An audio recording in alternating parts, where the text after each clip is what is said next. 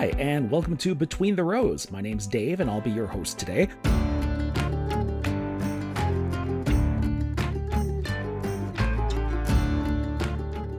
This week, we're going to take you on an advanced trip to two different happenings down in southern Ontario. First off, one of the big events on the Ontario farming calendar is coming back from cyberspace to the great outdoors. Farmers are kind of hands-on. They kind of chose their lifestyle as being outdoors.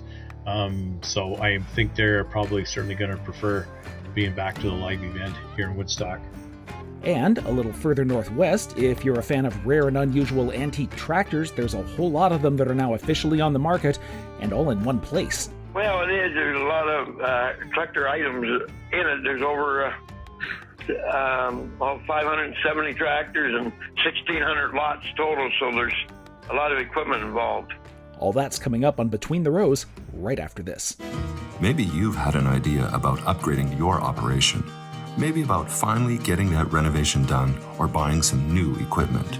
Or maybe you're thinking about how you can be a bit more financially secure from season to season. Get some help making it happen by speaking with an RBC Agriculture Account Manager. Then, set up an investment plan to make even more of your ideas happen. Visit rbc.com/chart-your-course and get started today.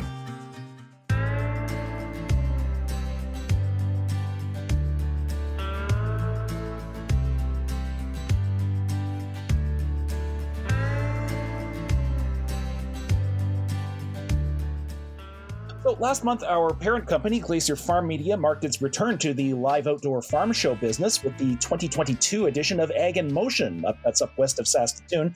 And they found there's still very much an appetite for the sorts of events where farmers can come and breathe in that new farm equipment smell in person. And in just a few short weeks, the company is right back at it with Canada's Outdoor Farm Show down in Woodstock, Ontario. And some of the new features and events they've got planned are definitely better experienced live rather than online. Doug Wagner is the president of Canada's Outdoor Farm Show, and he's on the line with us now. Hi, Doug. Welcome back to Between the Rows. Thank you very much. So let's talk first quickly about the pandemic and what it's been like trying to provide farmers with a farm show experience online these past couple of years. You know, I think we all knew that an online event wasn't going to be the same as a live show, but did it at least meet expectations? Yeah, actually, like the information that the group that was working on the content for those digital events really put some great stuff together. And of course, for the farms that actually came online to participate, they would have got a pretty good indicator of what was going on and some of the new stuff that was happening even during the pandemic. But of course, farmers are kind of hands-on. They kind of chose their lifestyle as being outdoors. So I think they're probably certainly going to prefer being back to the live event here in Woodstock. Mm-hmm. So what did you make of the attendance figures that they had up at the Ag in Motion show this year? I mean, did it seem like there was already a good feeling going into that week, or? Yeah, the show in Langham, Saskatchewan, an outstanding success. It was almost like COVID never happened number-wise. We were just about at the same number of exhibitors. I mean, we were off maybe by 10 exhibitors, which is nothing in the grand scheme of things.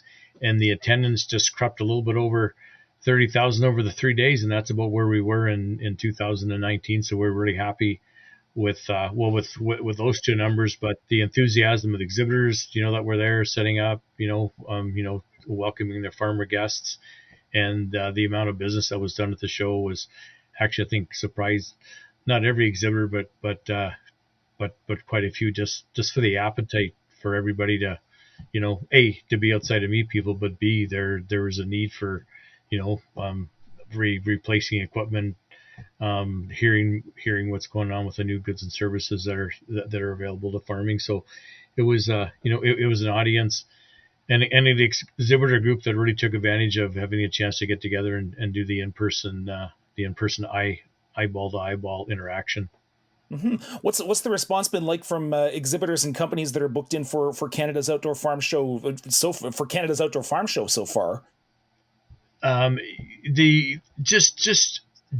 Just a little different. I think COVID-19 has maybe impacted, especially exhibitor base.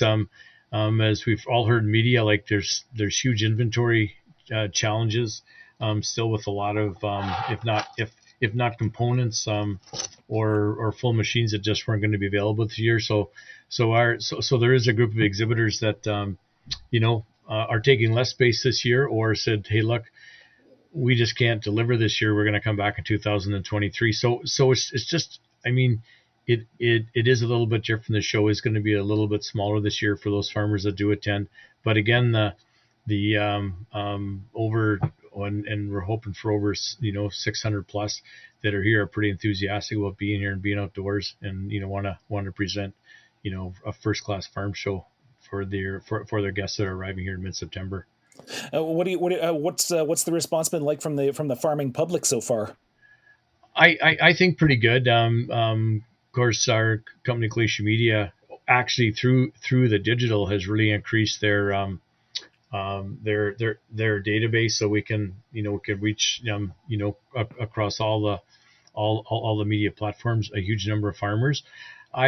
We're all thinking it's going to be pretty enthusiastic, and again for lots of farmers, this will be the largest event where they're getting together again, and I would expect in some cases, a lot of people do come to the farm show in September knowing they're going to meet friends, farmers, family, people they met on farm committees, people they met at conventions, conferences, and that sort of stuff, plus having an opportunity to look at goods and services that they need to make their life a little bit easier, or stuff that's growing out on the farm. So generally speaking, I think everybody's pretty enthused about what's going on. And of course, we're kind of the first big thing after Labor Day weekend. And in my mind, it's always kind of a big shift from kind of the summer mode to the fall mode, and we're getting into the harvest mode. So we're pretty enthusiastic about,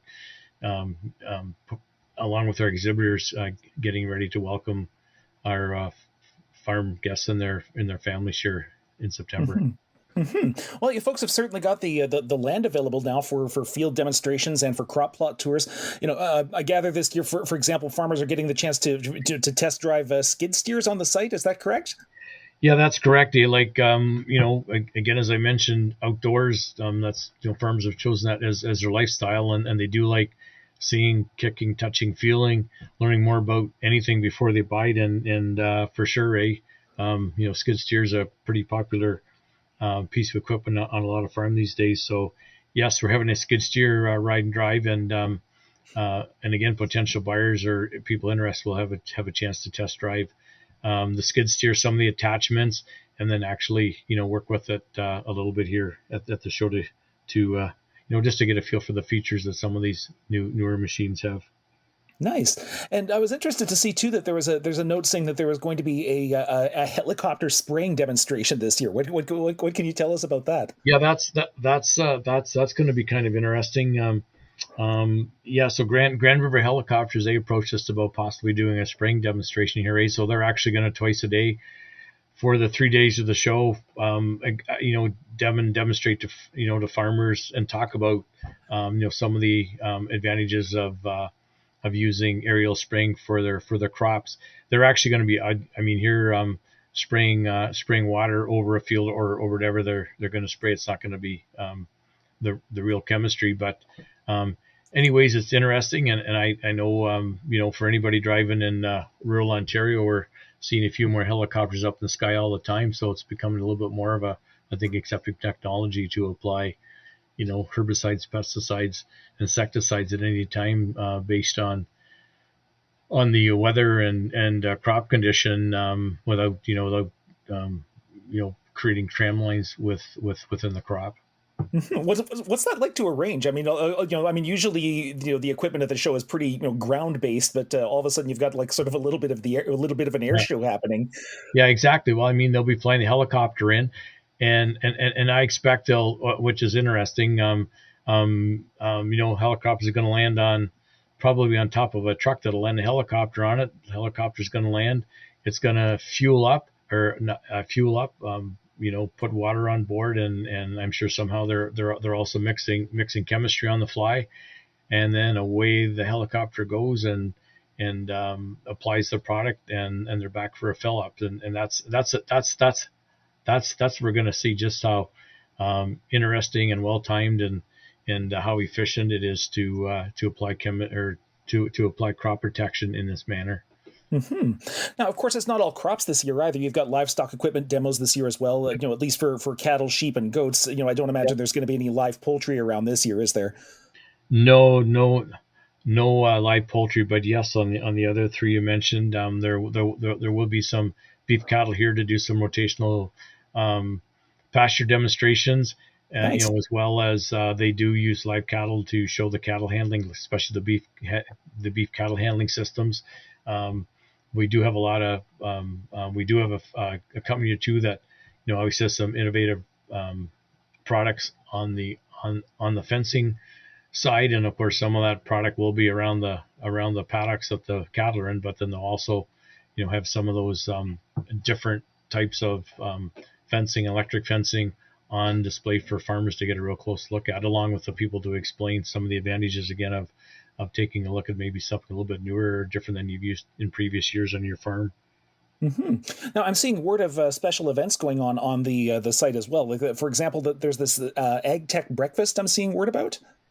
Yes. So that's as a result of I think it was 2018 we started a program here called the Innovations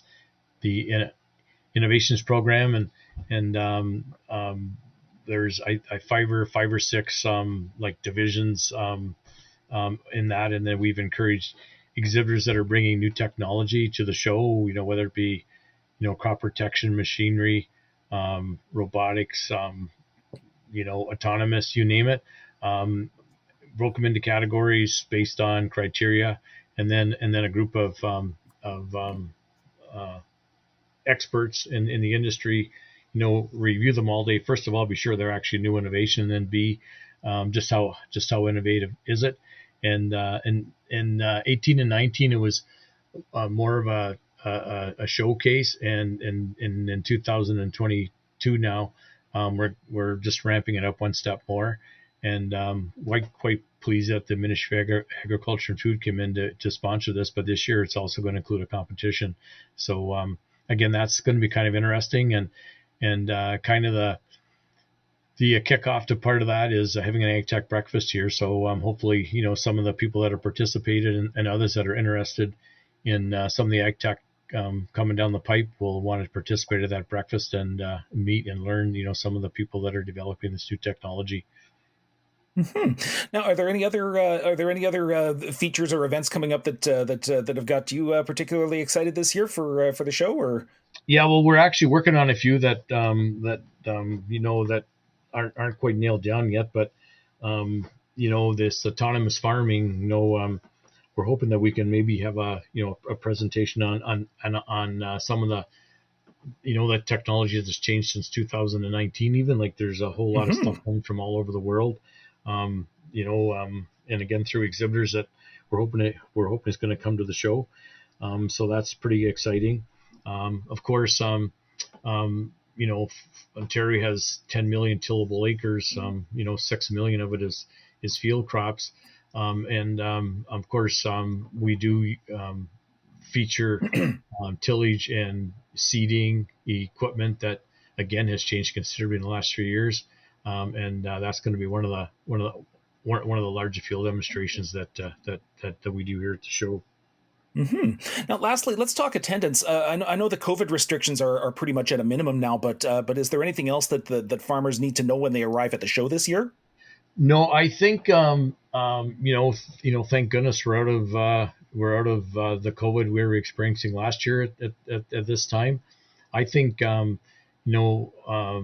everybody, farmers or families, guests, visitors, exhibitors, everybody that's here, I think should feel pretty comfortable being in this outdoor venue. And of course, there's lots of space here, and whatever the guidelines have been, we've obviously had more than enough space per person, based on what those guidelines were coming down from the public health agencies. But no, I think from that point of view, hopefully everything's going to be pretty regular. Of course, like anywhere you go these days, there are some people, that are being a little more cautious than others, and they still do wear masks when they go outside, and that's fine. That seems to be pretty acceptable practice now. And of course, anybody that comes that would want to do that, that'd be fine. And those of us that are a little more confident in our vaccinations working and having protection aren't probably aren't worried about it at all, and are probably quite pleased that we're getting back to a more normal a more normal way of doing things. Yeah, and plus, with the fact that the show's outside, I mean, that does sort of help mitigate any of that risk a little bit as well. So Absolutely.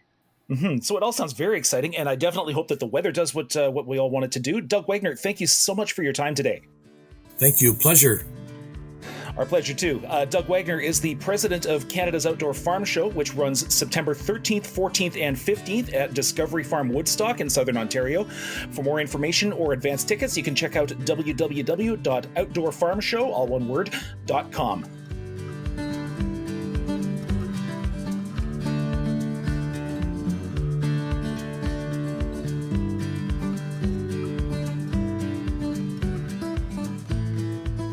Coming up next week on the internet is a very remarkable timed online auction of farm machinery. Now, it's remarkable not only for the sheer size of the collection.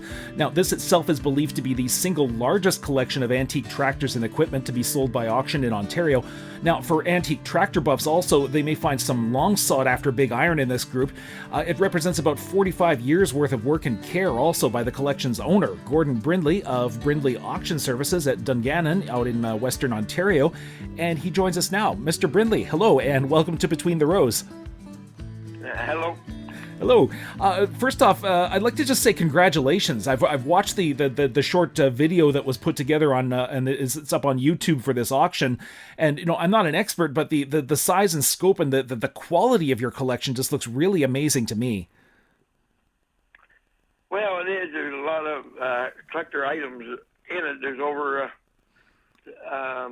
570 tractors and 1,600 lots total. So there's a lot of equipment involved. Mm-hmm. Now, if we can back up to the beginning, how did you get started collecting antique equipment? I mean, obviously, someone in your line of work sees a lot of older equipment, but when did you also become a collector? Well, I'm an auctioneer myself, along with the two sons, and we've been in the equipment business from back in the early '60s. I've always collected machinery as I went along. Just anything that I thought was a need, I just put in sheds and kept it here. Nice. That's why a lot of stuff looks so good for the age of it. Mm-hmm. If you had to guess, what would you say would be the sort of the rarest pieces that tractor collectors in North America are going to really want to get their hands on when this auction goes live?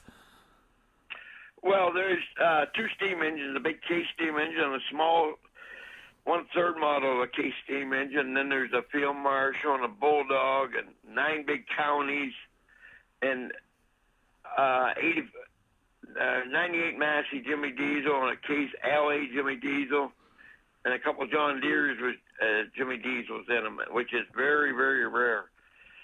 So there's a lot of rare tractors in the collection. Mm-hmm.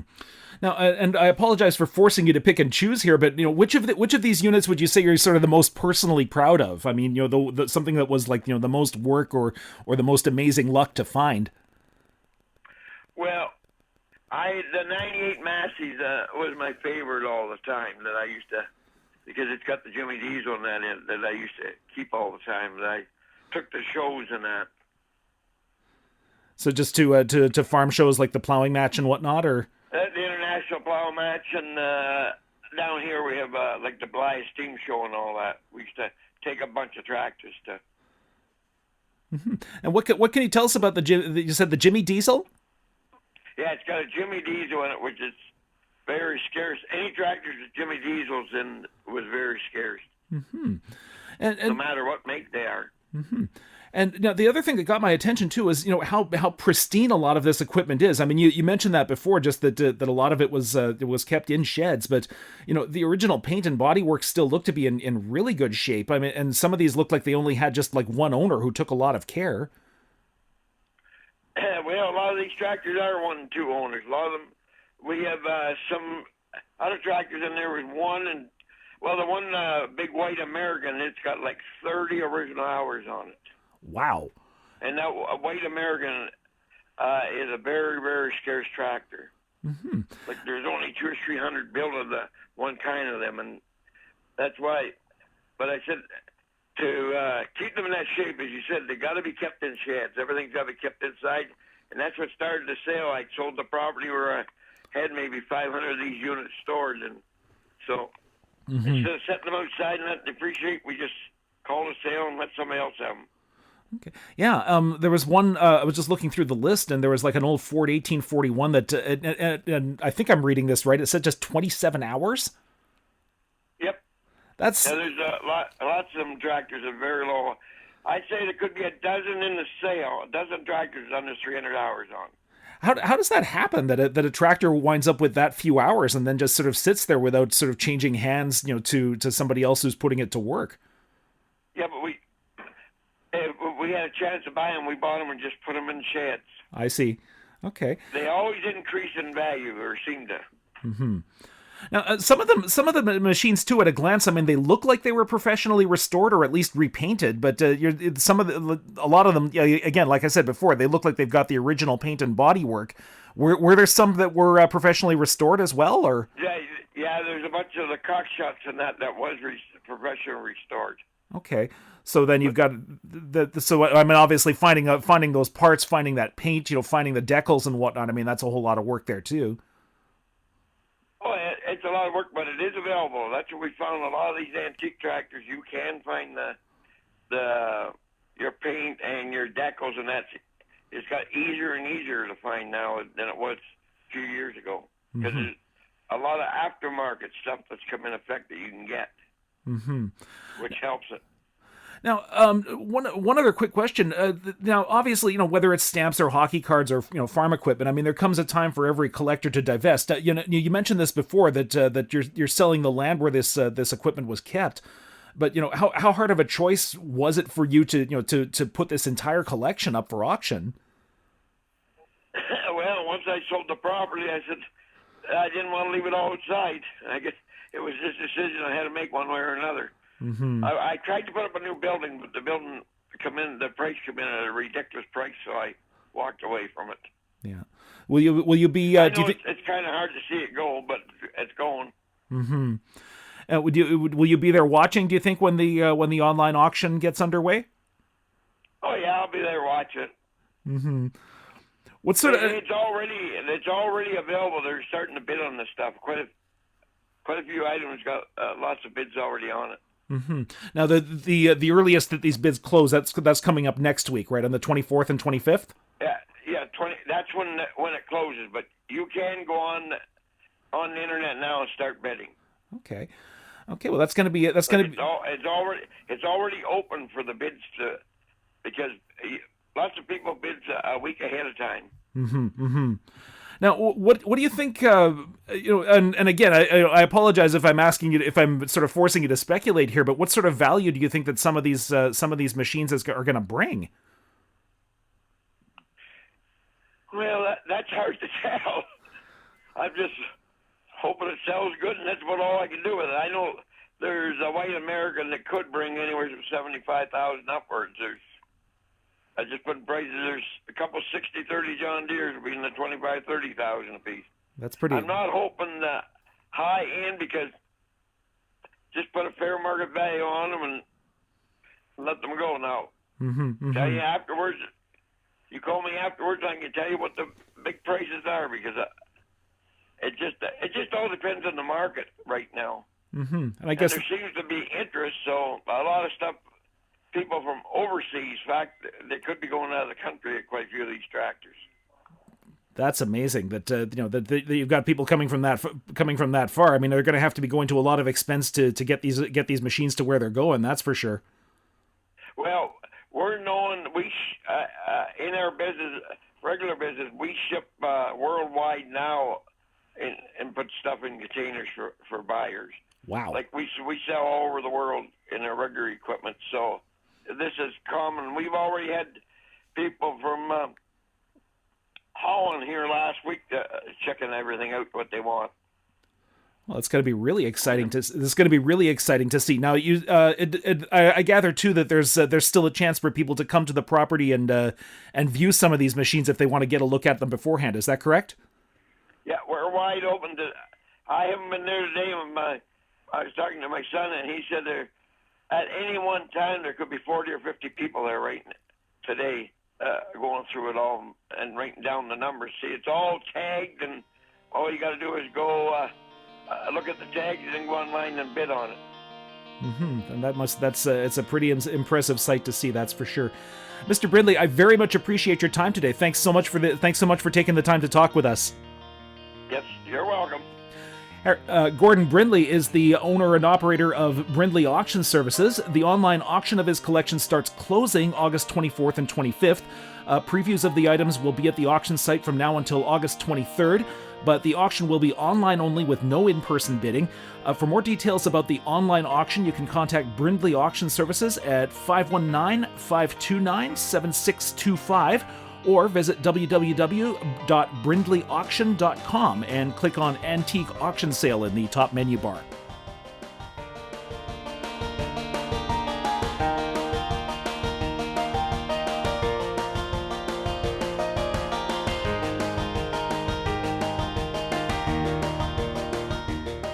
Well, that's our time for the week, but we'll be back before you know it with more from the Glacier FarmMedia family of publications. I'd like to thank our guests this week, Doug Wagner and Gordon Brindley. You've been listening to Between the Rows, and I've been your host this week, Dave Bedard. Thanks for listening.